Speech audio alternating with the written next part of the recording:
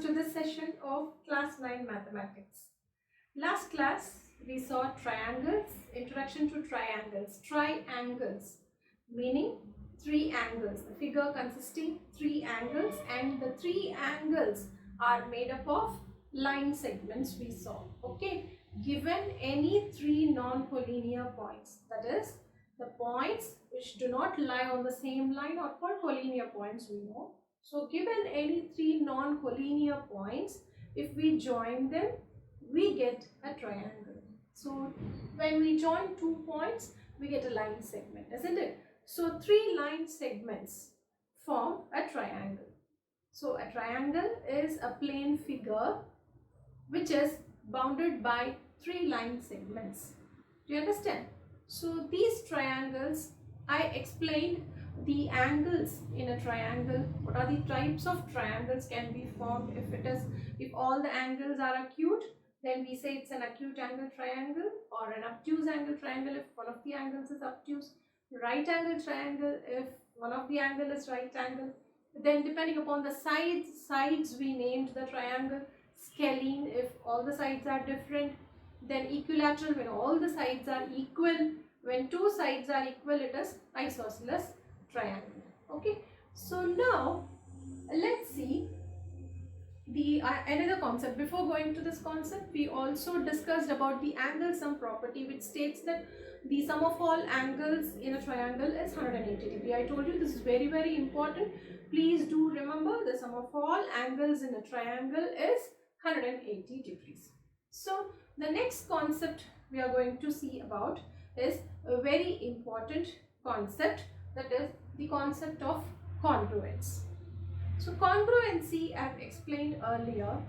Congruency means for a line segment. See, for a line segment, if we say two lines are congruent, then that means the line segment are of equal measurement. If I say AB is congruent to CD, then if this is 5 centimeter, this should also be 5 centimeter to be congruent.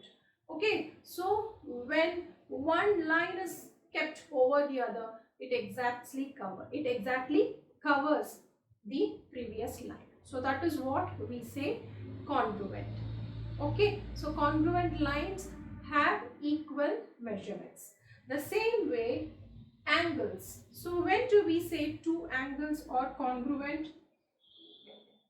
See, if I write AOB and another angle COD, if the angles, the measure of angles are equal, see if this is 60 degree and if this is also 60 degree, then we say angle AOB, see angle AOB is congruent to angle COD. So here we can write this as AB, line segment AB is congruent to line segment CD.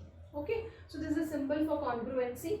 Likewise, if the measure of angles of both the angles are equal, we say AOB is congruent to COD. Okay, the next thing is regarding circles. So naturally the measurements in the figures has to be equal for the corresponding figures to be congruent. Okay, so what is the measurement in a circle? We have a center, and the minimum requirement is we should know the radius of the circle. If this is the circle C1 and this is circle C2, so the R has to be equal to say that both these circles C1 and C2 are congruent. Do you understand? So congruency means the radius has to be equal in both the circles. So we say C1 and C2 are congruent to each other.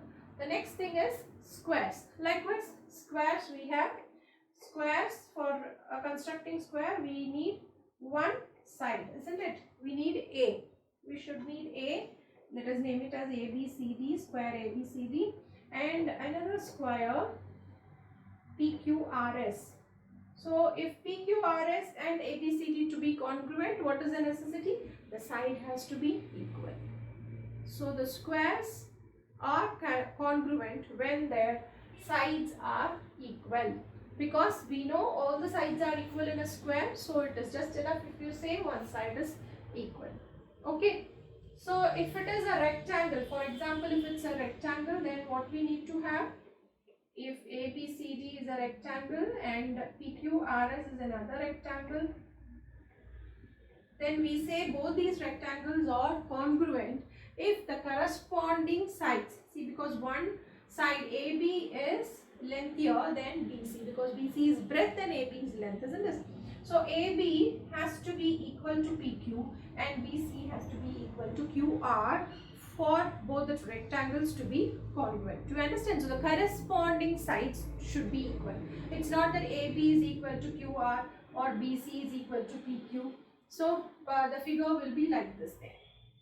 So it is not like that. So this will not be congruent to this rectangle, or you should not read it as, the naming is very important in congruency. See, you should write ABCD, the rectangle ABCD is congruent to PQRS. So we say, see, A corresponds to P, B corresponds to Q, C corresponds to R, and D corresponds to S. Okay, so the AB, the length AB corresponds to the side PQ, and the side BC corresponds to QR, and so on. So the naming is also important in defining congruency. If you change the name, see, if you write, instead of PQRS, if you write SRQP,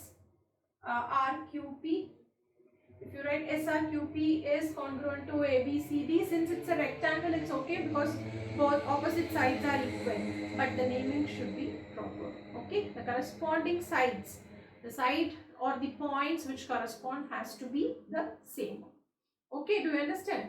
So next is, now we come to our triangles, and one more point to remember regarding congruent figures is, see, when we say the squares are congruent or the circles are congruent, then we also add another point that the areas are also equal. When the shapes or figures are congruent, then their areas are also equal. But please note that the converse is not true. Okay, when we say the areas are equal, we cannot have the figures to be congruent. Okay, that I'll explain it to you. See, if this circle has a radius r, and if I say the area is some 22 centimeters square, and the square for square 2, I say the area is 22 centimeters square. Say for example, I take 22 centimeters square. Are these two congruent? Since they have same area, these two circle and square are congruent? No, it is not, isn't it?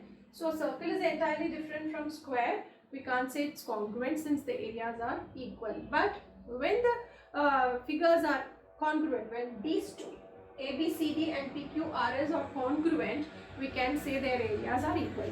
Obviously the areas are equal, isn't it? If I say C1 and C2 are congruent, I can say the areas are equal. Okay, so but we can't say if the areas are equal, then the figures or the shapes are congruent. The converse is not true. Okay, so that you should keep in mind. The next thing is the topic of our importance here is triangles. Now we'll see the congruency of triangles. Okay, so triangle, we know it is bounded by 3 line segments. I name it as A, B, C. Now let us define the sides and the angles of a triangle. We know that, but let us define them.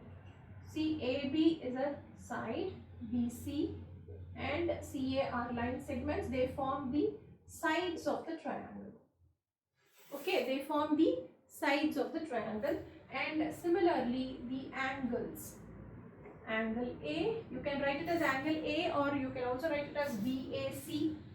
So angle A, next angle B can also be written as ABC, and angle C are angles of the triangle. Angle C can also be written as ACB or BCA. Okay, so I've written here ABC angles, and AB, BC, CA are sides of the triangle.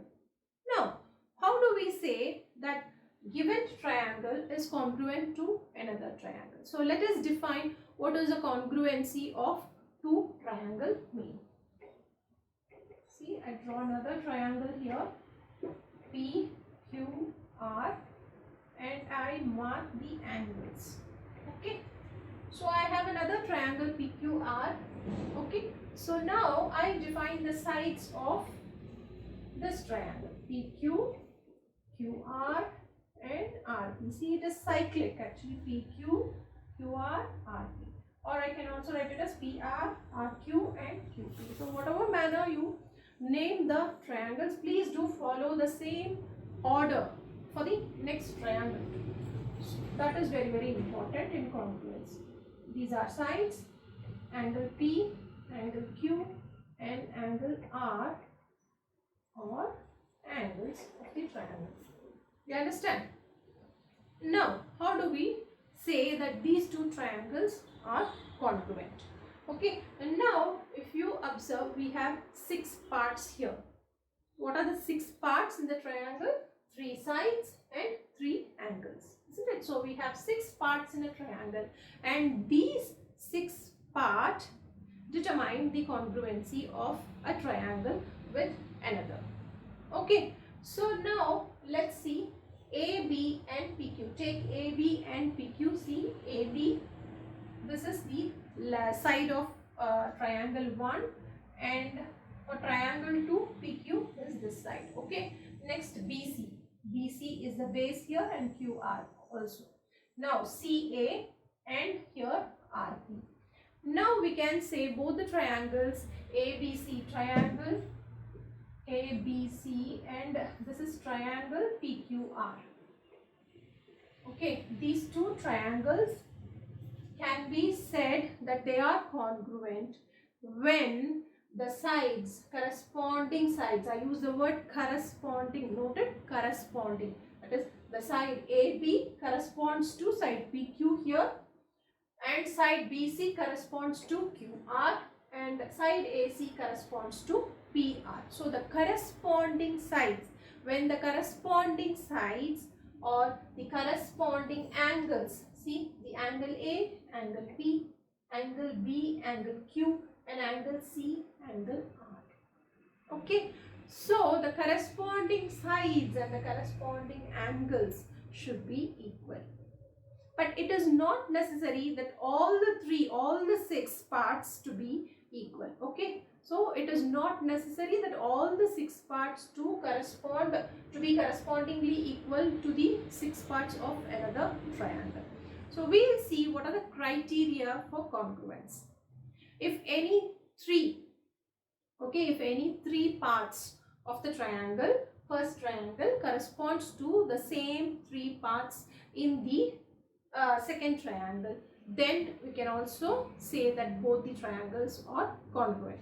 So with that in mind, let us define some criteria upon which we say that both the triangles are congruent. Okay, shall we start? Okay, now I said there are 6 parts in the triangle by which we can define congruency of triangles, and we call those 6 parts as CPCT. So this defines the criteria. CPCT defines the criteria for congruency. What is CPCT?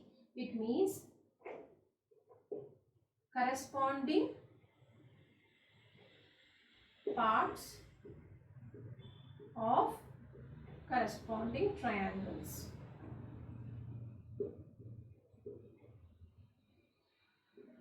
Okay, so now let's see what are the corresponding parts of the corresponding triangles. So the triangles given, or the congruent triangles, we need to prove that they are congruent. Okay, let's see that.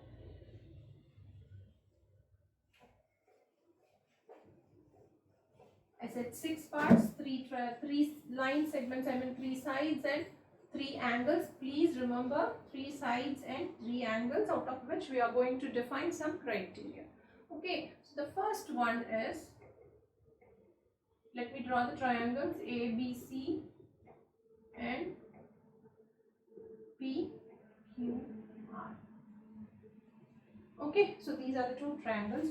So the first criterion upon which we can say 2 triangles are congruent is the side angle side. side, angle, side. If you see two sides in between, angle enclosed. So the name itself defines the criteria. Two sides. Let us take two sides, AB and BC. Here, likewise, PQ, the corresponding side. I said the corresponding parts of the corresponding triangle. So this is the side PQ and QR. Let me take. Okay. So this side AB corresponds to, I write AB corresponds to PQ. This means the arrow mark represents corresponds symbol. So then BC corresponds to QR. Now we have two sides.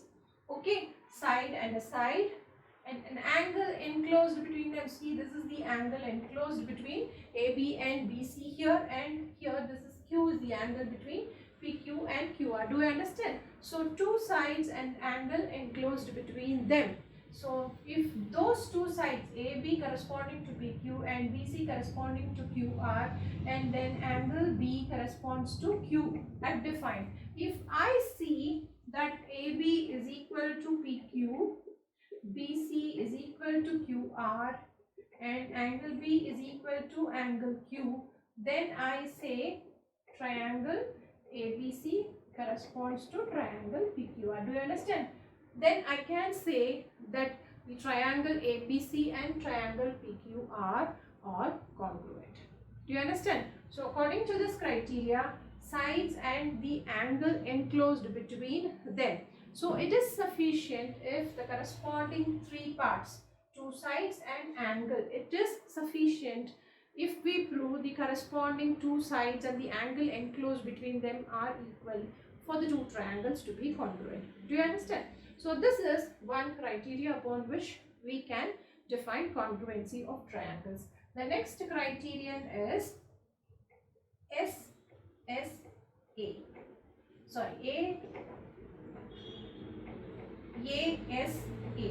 As we defined, the first criteria was two sides and the angle enclosed between them, isn't it? Now it is two angle and the side in between them. Okay, so this is it will be more clear for you now. After defining SAS property, ASA will be easy for you.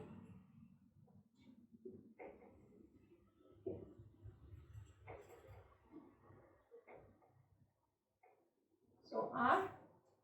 Okay, so now this is B and C, two angles, and the side in between them is BC here, and it is QR here.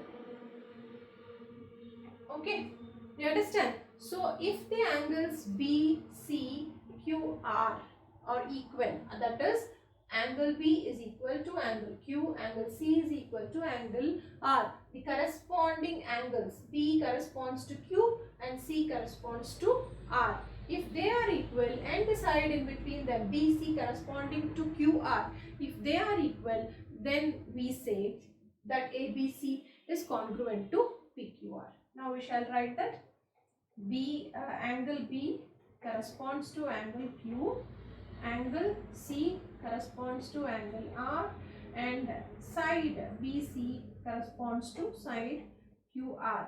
Then if I have angle B is equal to angle Q, angle C is equal to angle R, and side BC is equal to side QR. When these are equal, then I say that triangle ABC is congruent to triangle PQR. Do you understand? So that is what ASA criterion mean. It is not necessary that these two angles has to be equal every time, only these two angles corresponding angles to be equal. It is not like that. You can have any two angles and the side in between them. Okay, so two angles and the side in between them has to be equal for the triangles to be congruent. So these are the two criteria we have seen now.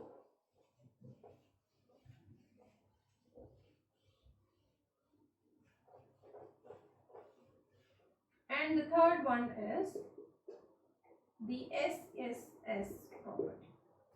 What do you mean by SSS? All the sides. all the three sides has to be equal. No matter, you don't have to see the angles, because if all the sides are equal, then the angles opposite to them are also equal, isn't it? So the sides has to be same for the two triangles, has to be congruent. It is easily understandable. AB corresponding to PQ, BC corresponding to QR, and AC corresponding to PR.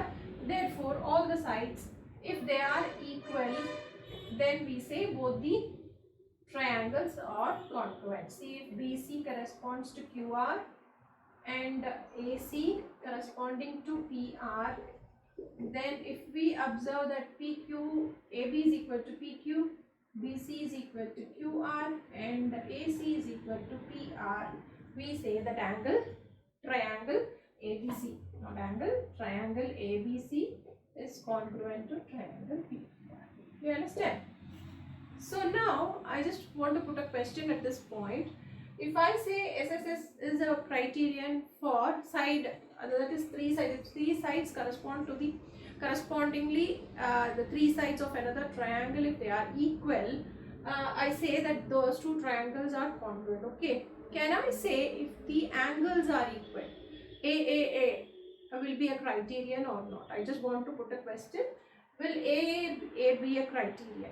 Or if all the angles are equal, then you can say that two triangles are equal, two triangles are congruent. Can we say that? So think upon it. Until then, I go on to the next criterion. You keep thinking about it, but do carefully listen to the next criterion. We will come to that in the last. Okay. So now, after seeing all the sides to be same or equal, for the triangles to be congruent, the next one is, so we saw AAS, SSA, and there is another thing, that is SSA2, not SAS, it is SSA, that is any two sides and an angle to be equal. So first we saw SAS, that is two sides and the angle enclosed between them. Now in this SSA, we have any two sides and an angle to be equal. So we can have any two sides and an angle somewhere else to be equal. Corresponding angle, that is corresponding angle should be equal. See, if we say AB and AC are equal, see, correspondingly PQ and PR we have taken. AB is equal to PQ, AC is equal to PR, and we have some others, that is B corresponding to Q. If B and Q are equal, then we say the two triangles are congruent. Okay, so any two sides, that is AB corresponding to PQ and AC corresponding to PR, angle B corresponding to angle Q. If I observe that AB is equal to PQ and AC is equal to PR and angle B is equal to angle Q, then I say triangle ABC is congruent to triangle PQR. Do you understand? Okay, so we can also define congruency between two triangles with this criterion SSA. Okay, so the next one and the last criterion is for a different type of triangle, or maybe for a particular triangle, which is right angle triangle. Okay, so this is right angle triangle. For a right angle triangle, we need to define some terms here. See, this is a right angle. So you first define where the right angle is. So here angle B corresponds to angle Q because they both are 90 degrees. That one is we know. Okay, we know clearly that angle B corresponds to angle Q because both are right angles, isn't it? The right angle is placed at B and Q in both of the triangles. So that is that one part is fixed. Okay, the next thing is the side opposite to right angle. The side opposite to right angle is always the longest side, we know, because right angle 90 degree is the greatest angle in that triangle. For every right angle triangle, 90 degree will be the greatest angle in the triangle. So whichever angle is greater, your side opposite to that angle will be greater in length too. So this side, which is also known as hypotenuse, we know, we have studied in Pythagoras theorem. So this is hypotenuse, the longest side in the right angle triangle is hypotenuse. So the corresponding hypotenuse in both the triangles, see AC and PR. AC corresponds to PR. So this is hypotenuse, longest side, isn't it? So this has to be equal. AC should be equal to PR. If AC is equal to PR, then any one side. It can be the side AB corresponding to PQ, or it can be the side BC corresponding to QR. Any one side you can take. So let us take BC corresponding to QR. If I observe that BC is equal to QR, then I can say these two triangles are congruent. So what are the things we have observed here? What are the things to be, can be equal? I said one thing is the 90 degree, it is fixed both, because both are right angle triangle, we have a 90 degree there. So first is right angle, the next one is the longest side, that is the hypotenuse, has to be same, and next any one side. So right angle, hypotenuse, and any one side. So this criterion is known as RHS criterion. Okay, so then we can say ABC is congruent to triangle PQR. Do you understand? So these are the 5 criterion, including RHS. We have 5 criterion upon which congruence of triangles are determined. So the last question I asked you, whether triple AAA can be a criterion or not. So you would be wondering whether it can be. No, it can't be. Why it can't be? So let us see. So if I say ABC and the same angle has to be constructed, when we say A, that is the corresponding angles are equal. If they are equal, then the triangles are congruent. But what I do with the same angle measurement, with the same angular measurement, I draw another triangle. See,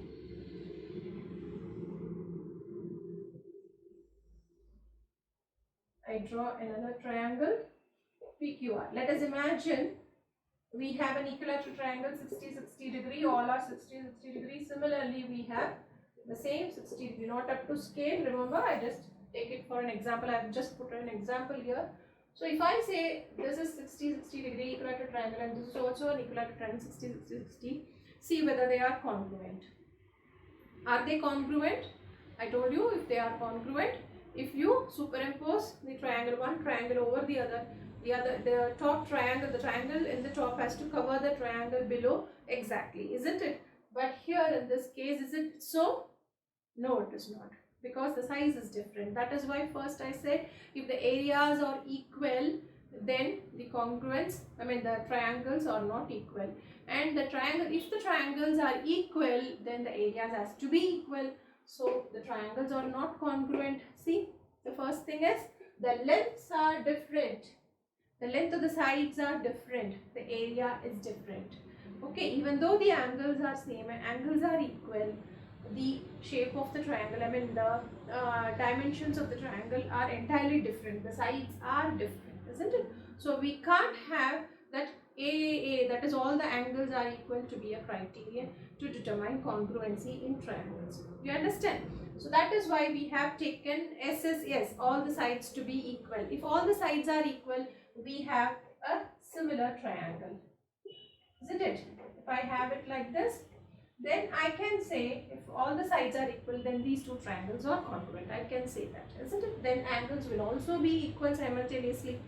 But if angles are alone equal, all the angles are alone equal, then the triangles can't be congruent. Okay, so that is why that criterion cannot be taken. If it has to be a criterion, it should obey, the criterion should stand strongly in all the type of triangles. But here it is not so, because we have area different, the dimensions are different, even though the angles are same. Okay, so AAA cannot be a criterion. Do you understand? So that is how we have 5 different criterion to determine the congruency of triangles.